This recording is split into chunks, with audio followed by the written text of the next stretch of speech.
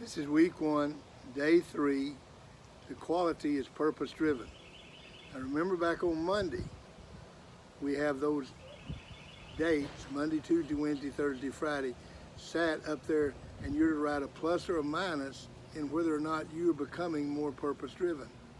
And then on Monday, we said we're going to write down 3 goals that we're going to get done either today or we're going to get them done this week. And then at the end of each day, you write down whether or not you did it or not. Yesterday, we talked about the processionary caterpillar and the idea, don't confuse activity with accomplishment.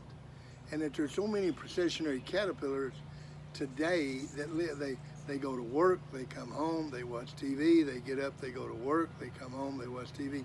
Students, they go to second period because they went to first period. They go to third period because it's required of them.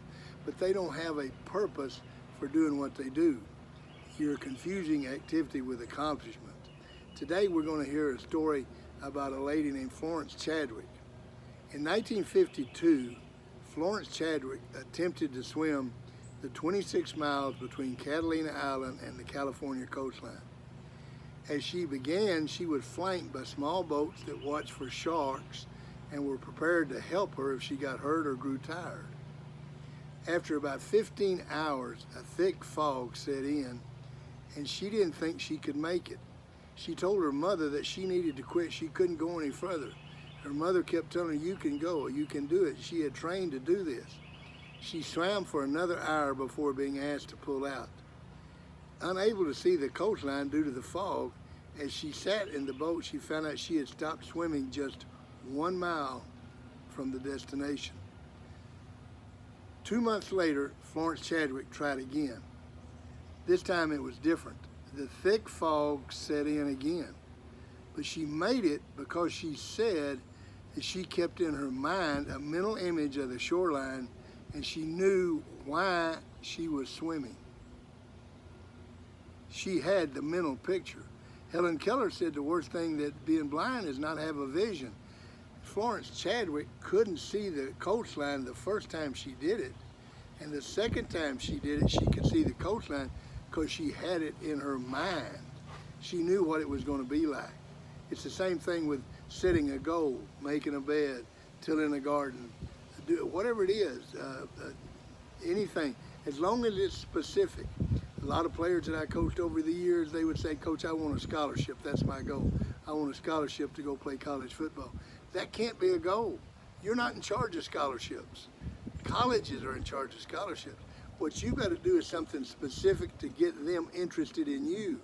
I've got to weigh 210 pounds. I've got to bench press 240 pounds. I've got to run a 40 and 4.7.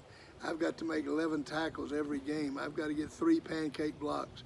Those are specific goals, a specific purpose, and you actually have to see yourself doing these things before. The strongest thing about your body is your mind.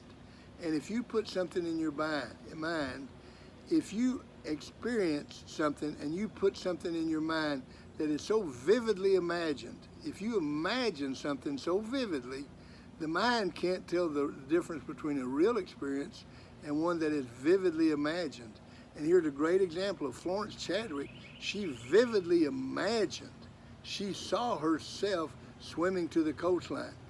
You're going to see yourself winning a state championship long before you ever win it. You're going to see yourself getting a scholarship or playing college football or being the first person in your class or selling $1 million worth of real estate or whatever it might be. You're going to see that in your mind long before you ever do it. First question, what is your fault? What is it that's keeping you from getting to where you want to get to? It can be anything. There's all kinds of fog that's out there. Number one is self-image. People keep telling you what you can't do. Well, you need to get rid of those people, and you need to start realizing you can do anything that you want to if you're willing to put in the time and the work.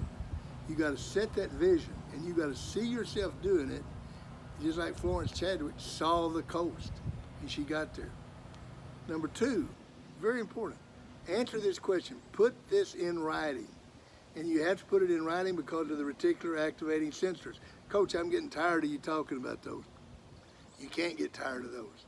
That's the junk mail filter for the brain, and they determine if you do something. Because when you write it down, it tells your brain that it's important and that you need to get this done. How do you get through your fog? And number 3, why is it so important for you to see your goal as if it were already accomplished? Well, it's so important to see that goal. Remember what we talked about. If you listen to me, you're going to remember 2% of this. If you listen to me and you write the answers to these questions after the stories, and you write the plus and the minus, and you write why and what and so forth, then you're going to remember 60 to 80%. Now take what we do here today and discuss it with someone. Tell them the story of Florence Chadwick and how she couldn't see the coastline. And once she put it in her mind, she could see it and she got there.